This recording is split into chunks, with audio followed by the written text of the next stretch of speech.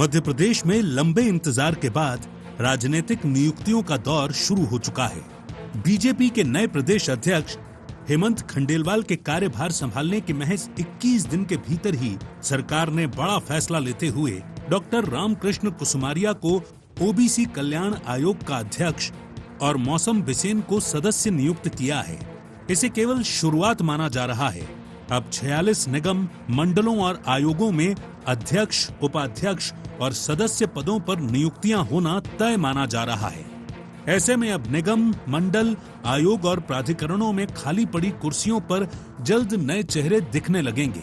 और सबसे अहम बात यह है कि ये नियुक्तियां 2028 के मिशन की तैयारी की रणनीति के तहत होंगी।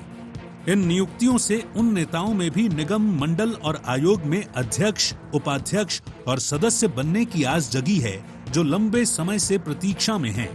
इसमें विधानसभा चुनाव हार चुके तो कुछ कांग्रेस से आए नेता भी शामिल हैं। राजनीतिक नियुक्तियों की शुरुआत।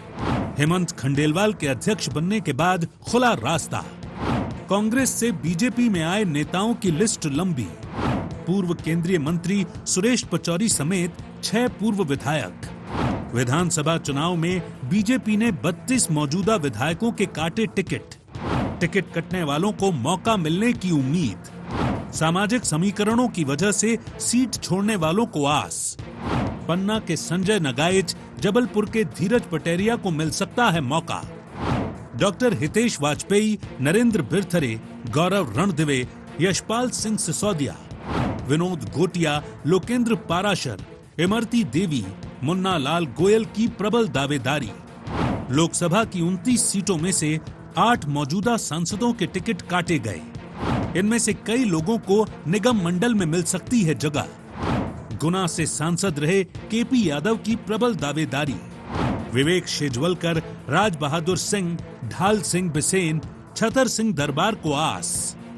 संगठन से आए नेताओं की भी बड़ी उम्मीदें। जितेंद्र लिटोरिया, शैलेंद्र बरुआ, आशुतोष तिवारी, जयपाल सिंह चावड़ा को आस।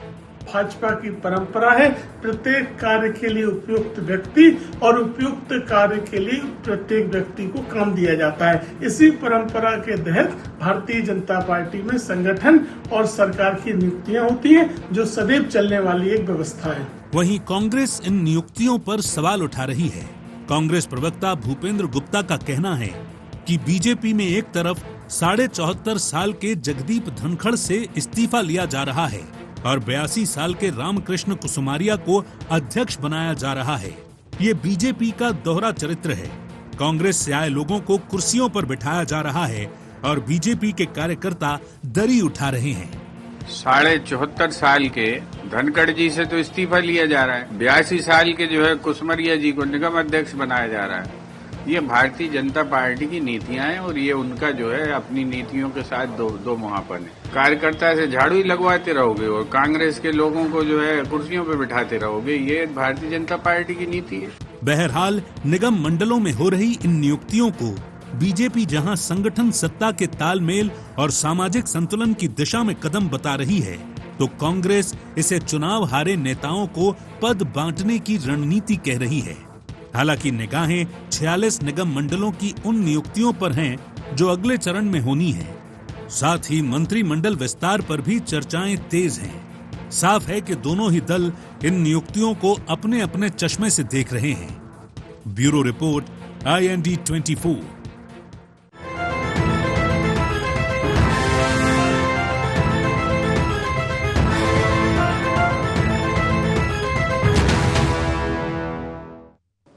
नमस्कार, IND एजेंडा निगम मंडल किसका मंगल में आपका स्वागत है। मैं हूं आपके साथ नवीन पुरोहित। चर्चा को विस्तार देंगे, उसके पहले IND एजेंडा के मुख्य बिंदुओं की तरफ एक निगाह डाल दें।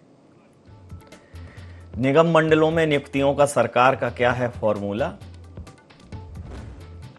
निगम मंडलों की नियुक्तियों में बड़े चेहरों को कितनी मिलेगी जगह? क्या ये मिशन 2028 से पहले सत्ता और संगठन में संतुलन की कवायद? कांग्रेस क्यों उठा रही निगम मंडलों की नियुक्तियों पर सवाल? नमस्कार, इन्हीं सवालों के साथ चर्चा में आप सबका पुनः स्वागत है। मध्य प्रदेश में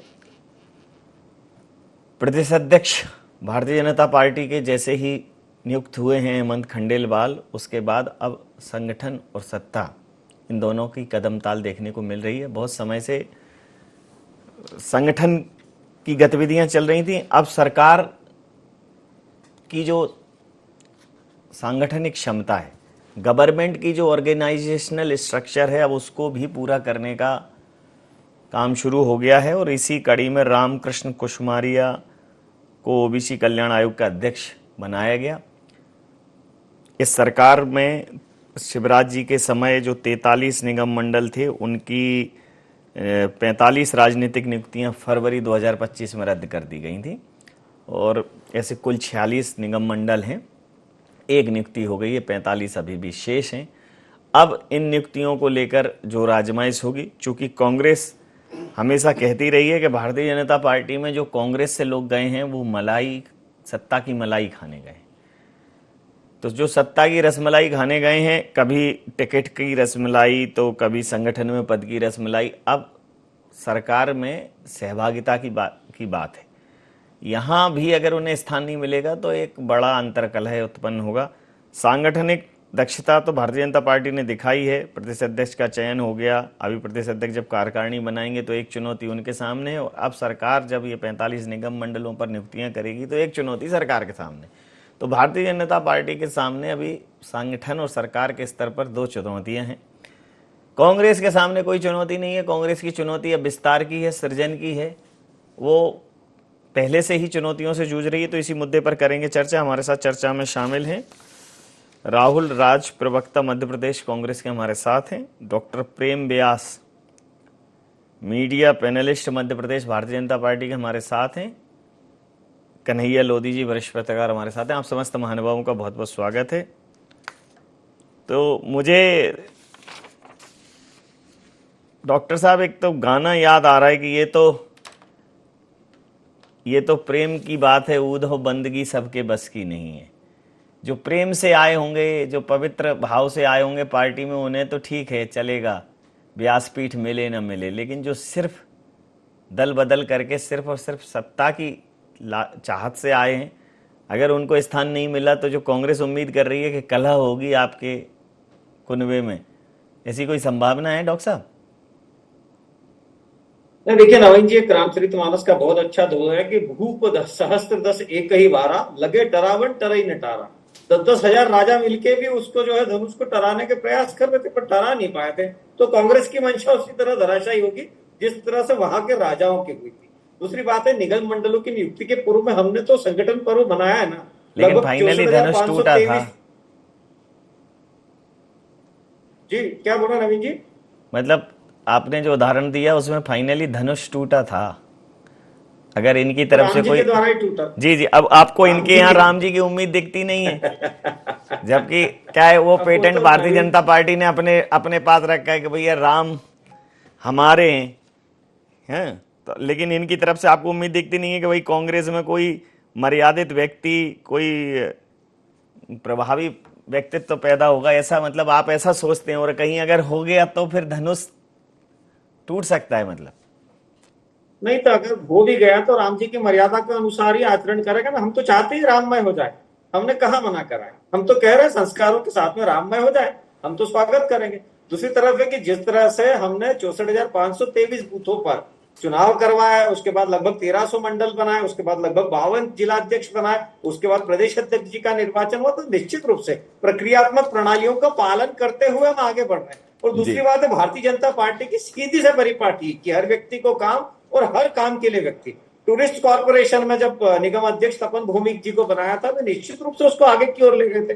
तो संगठन में व्यवहार और विचार, इसको प्राथमिकता दी जाती है। और मुख्यमंत्री जी का विशेष अधिकार है निश्चित रूप से बेहतरी के लिए और बेहतरी के अनुसार और योग्यताओं के अनुसार निर्धारण किया जाता है। और जो एक बार भारतीय जनता पार्टी में आ गया, अभी देखिए कांग्रेस की परिस्थिति क्या है कि 100 से ज्यादा ब्लॉक अध्यक्ष ये घोषित नहीं कर पा रहे हैं। इनके जिला अध्यक्षों को लेके जो है कवायद चल रही है। उसके बाद में अभी जो चुनाव हो रहा है उसके लिए कह दिया गया है 3 जो यादव, शिवराज जी है, घनघोरे जी है, तीनों से अलग अलग नाम घोषित हो रहे हैं।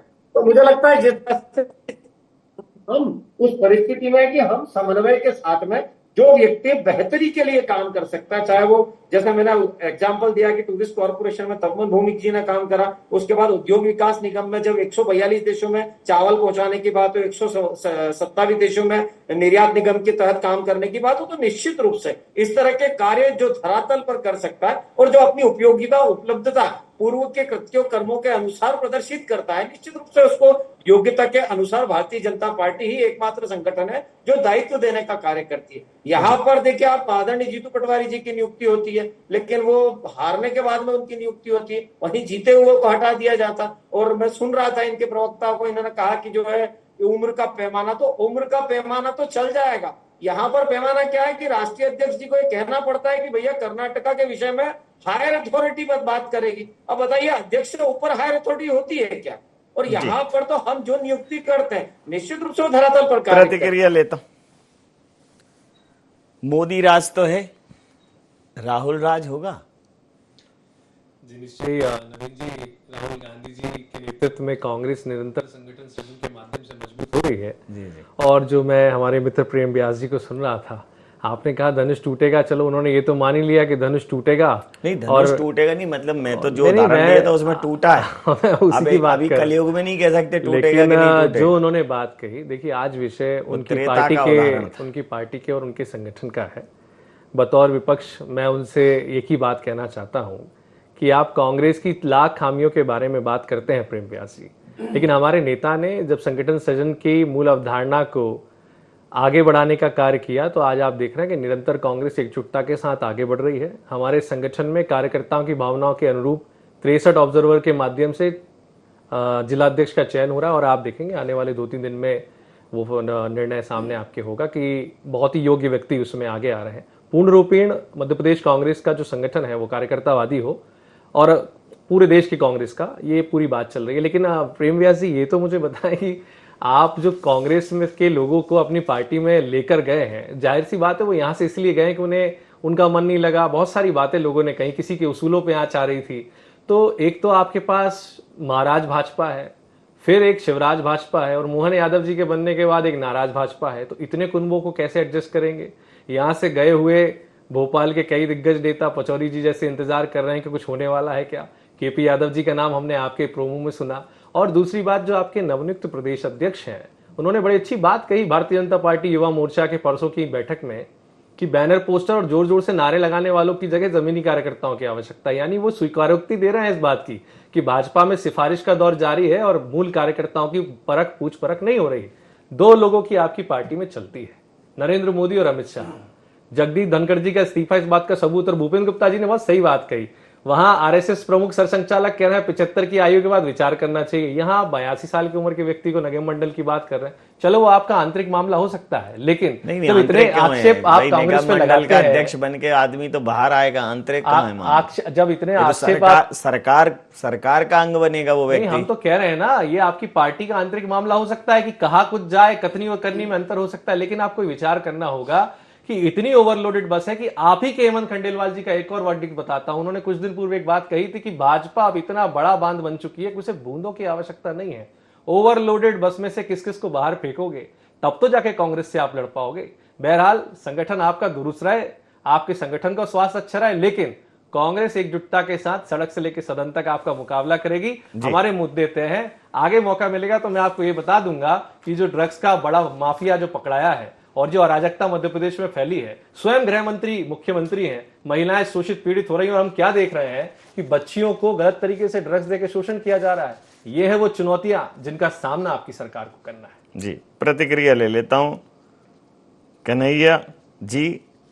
अब एक प्रश्न है, एक ये आपके नाम का भी एक बड़ा प्रसिद्ध गाना मुझे याद आ रहा है कि कन्हैया किसको कहेगा तू मैया, और यहाँ सवाल ये है कि जो नेताजी किसको कहेंगे भैया, कि भाई ये भैया और भाई साहब का प्रचलन है भारतीय जनता पार्टी में, तो कौन कौन से भैया भाई साहबों की लॉटरी निकलेगी? क्योंकि नाम तो सिर्फ 45 हैं, अब तक 46 होने थे, एक हो गया 45 अभी तक। हालांकि भारतीय जनता पार्टी ने कांग्रेस से आए हुए लोगों के साथ ऐसा कोई क्लैश नहीं दिखा है, बहुत अच्छे से मैनेज किया है।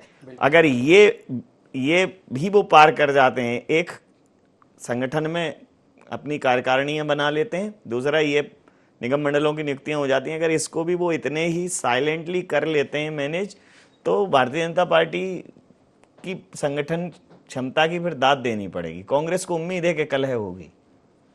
अब ये कांग्रेस को उम्मीद है तो अपन को उम्मीद में तो हर कोई जीता है, कांग्रेस को भी जीना चाहिए। लेकिन ये जो निगम मंडलों में जो नियुक्ति का सिलसिला कल से शुरू हुआ है, डॉक्टर कुसमरिया जी को जो है वो कल्याण आयोग को, पिछड़ा वर्ग कल्याण आयोग का अध्यक्ष बनाया है। ये दरअसल अब शुरुआत हो चुकी है। जी जी। और ऐसा भी नहीं है कि ये आप 8 महीना 15 दिन के अंदर सारी नियुक्तियां हो जाएंगी। ये तय मान के चलिए कि ये जो 2025 है पूरा ऐसा चलते रहेगा। किसी महीने 2 करेंगे, किसी महीने 4 करेंगे, किसी महीने 6 करेंगे। इस तरह से वो फुटकर में है ना, वो चलते रहेगा। देशज भाषा में बोला जाता है फुटकर थोक के भाव। बिल्कुल सही कहा, मतलब थोक के भाव में वो बीजेपी का ऐसा ट्रेंड रहा भी नहीं है। और मुझे लगता है कि निगम मंडल में नियुक्ति का ये बिल्कुल सही समय है। निगम मंडल में यदि किसी व्यक्ति को नियुक्त करते हो तो उनके पास में इतना समय हो कि वो कुछ अपनी एफिशिएंसी, अपनी दक्षता, अपना कार्य जो है वो उस निगम मंडल पे, प्राधिकरण पे, आयोग में वो दिखा सके। पिछली बार हमने देखा था कि 2023 से पहले जब बीजेपी की सरकार थी तो 1 दर्जन से ज़्यादा निगम मंडल और बहुत सारी घोषणाएं हुई थी चुनाव से पहले, और आनंद फानन में बहुत सारे लोगों को फलाना अध्यक्ष और आप ढिमका अध्यक्ष और आप फलाने के उपाध्यक्ष ऐसे बना करके आपने 1 दर्जन से ज़्यादा ऐसे लोगों को मतलब उपलब्ध कर दिया गया था। लेकिन नतीजा ये हुआ था कि वहाँ पर उनके पास में ना तो कार्यालय, ना तो उनके पास में कुर्सी, ना तो उनके पास में स्टाफ, वो सिर्फ प्रतीकात्मक, मतलब सिर्फ कहने भर के लिए जो है वो सिर्फ बन गए थे। ठीक है। अब इस बार चूंकि अब वापस बीजेपी की सरकार बनी है तो उनके पास में अब जो इस्टेब्लिशमेंट है वो मतलब एक सेटअप जो है वो लगभग अब इस्टेब्लिश हो गया है। तो अब ये जो है वो ये जो नियुक्तियां होंगी तो इसमें जो बनेंगे, जो अध्यक्ष बनेंगे, उपाध्यक्ष बनेंगे, तो इनको काम करने का मौका मिलेगा।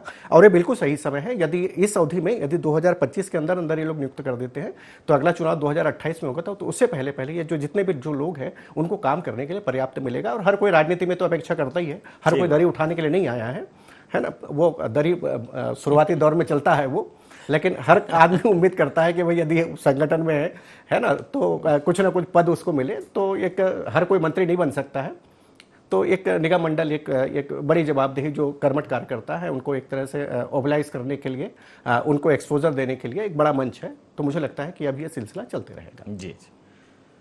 तो राहुल जी देखिए, अब ये तो सरकार में भी हैं, संगठन से परिपूर्ण हैं, इनके यहाँ बहुत सारे लोग दल बदल करके पहुँचे हैं, आपके यहाँ मैदान खाली है।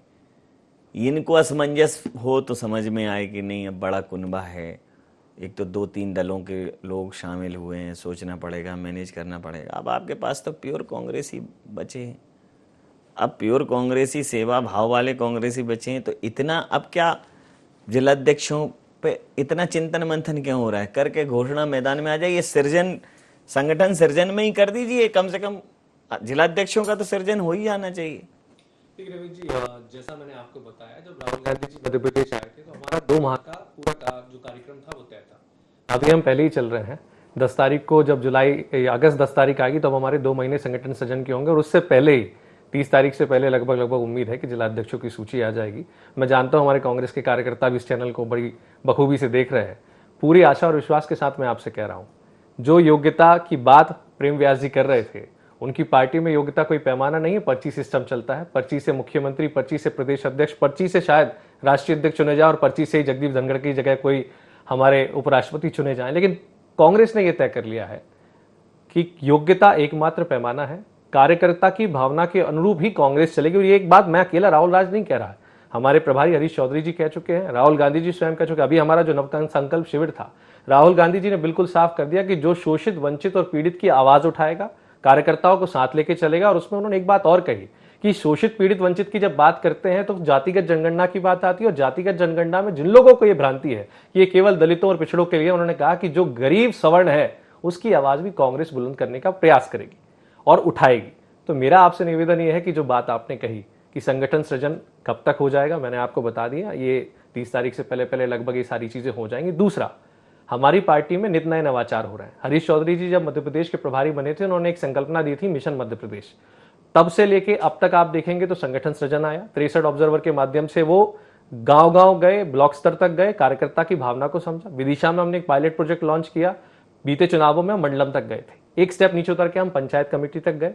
इन सारी कवायतों का एक ही लक्ष्य है, मिशन मध्य प्रदेश 2028 के चुनाव इसके बीच में त्रिस्तरीय पंचायत चुनाव और नगरीय निकाय चुनाव। इसके बीच एक बात और मैं कह देना चाहता हूं कि सत्ता पाना लक्ष्य नहीं है।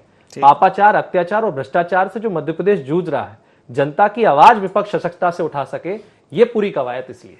जी, मुझे एक संघ का गीत याद आ रहा है प्रेम जी के, मानवता के लिए उषा की किरण जगाने वाले हम, शोषित पीड़ित दलित जनों के भाग्य जगाने वाले हम।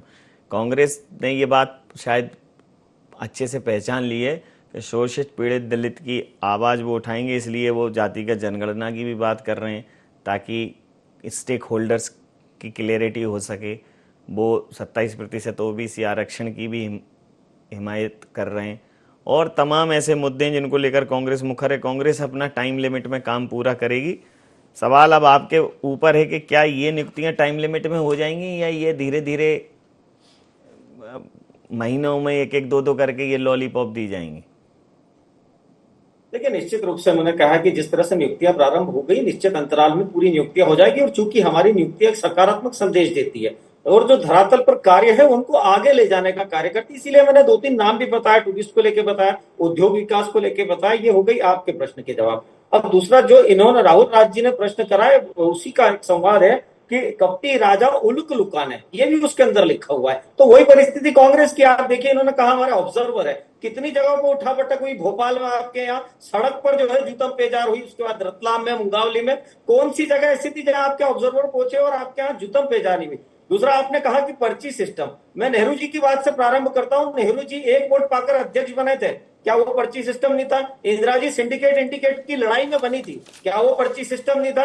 राजीव जी को मात्र 2 साल का अनुभव था, नरसिम्हा राव जी समझौते के तहत बने थे। प्रधानमंत्री मनमोहन सिंह साहब के ऊपर एडवाइजरी कमेटी बिठाई गई थी। तो ये कांग्रेस का पूरा इतिहास है। तो पर्ची की बात कृपया कांग्रेस के मित्र ना करें, जिनका इतिहास जो अंग्रेजों से प्रारंभ होके और प्रधानमंत्री के ऊपर एडवाइजरी कमेटी बिठाने तक का है। दूसरी बात है, भारतीय जनता पार्टी में यह तय किया जाता है, धरातल पर जो व्यक्ति कार्य करता है उसके अनुसार उसको पदस्थापना भी दी जाती है। और हमारे यहाँ सामान्य कार्यकर्ता प्रधानमंत्री बन सकता है। आपने कहा दलित शोषित वंचित वर्ग, जब भी कांग्रेस सत्ता से बाहर होती है तो उसको दलित वंचित और शोषित वर्ग की याद आती है। बताइए, दलितों को जो संवैधानिक दर्जा किस सरकार में दिया गया? हमारी सरकार में दिया। दलित चैम्बर ऑफ कॉमर्स कब बना? हमारी सरकार में बना। ST/SC का अलग मंत्रालय का गठन कब हुआ? हमारी सरकार में हुआ। मंडल कमीशन को किस तरह से मान्य किया गया? और आपके समय तो नेहरू जी ने बकायदा पत्र लिख के मना किया था कि किसी भी तरह का आरक्षण नहीं देना चाहिए। और उसके बाद से लेकर आज तक हमने अभी देखिए ST/SC के मंत्रालय का गठन हो। दूसरी बात है कि धरातल पर आकर उनके मध्य में कार्य करने की बात हो, उन्नत ग्राम योजनाओं के माध्यम से 65,000 गांवों को जोड़ना हो, 5 करोड़ लोगों को लाभ देना हो। अंतिम प्रतिक्रिया के साथ चर्चा समाप्त पर कार्य करती। अंतिम प्रतिक्रिया के साथ चर्चा समाप्त करूंगा कि देखिए कन्हैया जी, अगर वाकई में सरकार में सहभागिता और सरकार का विकेंद्रीकरण करना है तो इन निगम मंडलों में टाइमली नियुक्तियां हो जाएं और फुल इफिशिएंसी के साथ हों, उनको पूरा सपोर्टिंग एलिमेंट पूरे मिले। अदरवाइज फिर वो जो आपने कहा कि फुटकर छठे चौमासे जिसको बोलते हैं कि कभी कभार 2 हो गई, 4 हो गई, तो फिर वो सिर्फ और सिर्फ राजनीतिक तुष्टीकरण कहलाएगा। फिर उसका कोई सत्ता में कोई बहुत विशेष योगदान नहीं होगा। क्या कहें? बिल्कुल सही कहा आपने। इससे पहले कि मैं आपके सवाल का जवाब दूं, मैं एक छोटी सी बात में राहुल जी ने जो बात कही मैं उसको लेकर के मैं कहना चाहूँगा। अभी बीजेपी के मतलब जो है वो जिलाध्यक्ष तय हो चुके हैं, कांग्रेस के जिलाध्यक्ष भी तय होने हैं। बीजेपी ने जितने साइलेंट तरीके से अपने जिलाध्यक्षों का चयन किया, उतने ही साइलेंट तरीके से, उतने ही शांतिपूर्ण तरीके से यदि कांग्रेस अपने जिला अध्यक्षों का चयन कर लेती है तो ये मान के चलना कि कांग्रेस का जो संगठन है जो मध्य प्रदेश में है वो काफी मजबूती के साथ में खड़ा हो रहा है। ये एक तरह से लिटमस टेस्ट हो जाएगा। यस, वो लिटमस टेस्ट हो जाएगा। दूसरी बात आपने कहा कि ये बीजेपी में जहां तक ये नियुक्तियों की बात है, जो इसमें निगम मंडलों में नियुक्ति की बात है, तो मैंने आपसे पहले भी कहा ये बिल्कुल सही समय है, ये बिल्कुल सही परफेक्ट समय है। ना तो इससे पहले आप कर सकते थे, क्योंकि जाहिर सी बात है, क्योंकि भाजपा में अभी संगठनों के चुनाव नहीं हुए थे, जिलाध्यक्षों का चयन नहीं हुआ था। जिलाध्यक्ष का चयन हो गया है, अब भाजपा प्रदेश अध्यक्ष आ चुके हैं, अब एक नई जो प्रदेश की जो बॉडी है वो बननी है। तो एक तरह से संगठन मतलब जो है अब ये वाली बॉडी बननी है, दूसरा इधर सरकार में भी नियुक्ति का सिलसिला शुरू हो जाएगा। और मैंने कहा आपको कि ये कंटिन्यू अभी ये चलते रहेगा। और ये मान के चलो कि 2026 से पहले अपवाद स्वरूप फिर भी 2-4 क्षेत्र रहेंगे बाकी। ये तय मान के मत चलिएगा कि पूरे के पूरे 45 नियुक्तियां होंगी। समय सीमा के चलते मैं चर्चा समाप्त करूंगा। आप समस्त महानुभावों का बहुत बहुत धन्यवाद, बहुत बहुत आभार। तो भारतीय जनता पार्टी में अध्यक्ष की घोषणा होते ही अब कार्यकारिणी विस्तार की कवायद शुरू हो गई है और सांगठनिक रूप से भारतीय जनता पार्टी का स्ट्रक्चर अब बन चुका है। लेकिन अगर सत्ता की बात करें तो सत्ता की विस्तार की भी कवायद अब शुरू हो गई है और इसकी शुरुआत हुई है ओबीसी कल्याण आयोग के अध्यक्ष रामकृष्ण कुसमारिया जी को बनाकर इसकी शुरुआत हो चुकी है। लेकिन अभी भी 45 निगम मंडलों में नियुक्तियां शेष हैं और इन शेष नियुक्तियों में कोई घमासान होगा, कोई कलह होगी, इस प्रकार की उम्मीद कांग्रेस कर रही है। लेकिन कांग्रेस को चाहिए कि वो समय रहते, जो उनकी टाइम लिमिट है, जो उनका एजेंडा है, उसमें वो अपने जिलाध्यक्षों का चयन कर लें, उनकी घोषणा कर दें, ताकि जब जिलाध्यक्ष होंगे तभी संगठन के जो और कार्यकलाप होंगे उनको सुदूर अंचलों तक आसानी से पहुंचा पाएगी कांग्रेस। इंडिया एजेंडा में इतना ही। आप बने रहिए IND24 के साथ और देखते रहिए IND24। नमस्कार।